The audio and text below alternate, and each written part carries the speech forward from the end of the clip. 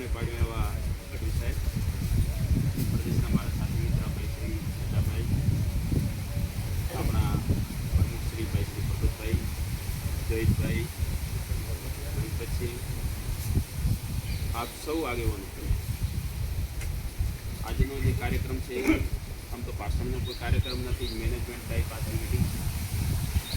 2015માં હું અહીંયા આવ્યો તો તાલુકાની જિલ્લાનું ઇલેક્શન હતું. એ વખતે શ્વેતાભાઈ બધા આગેવાનો બધા હતા, એમની સાથે હું સહઇન્ચાર્જ હતો.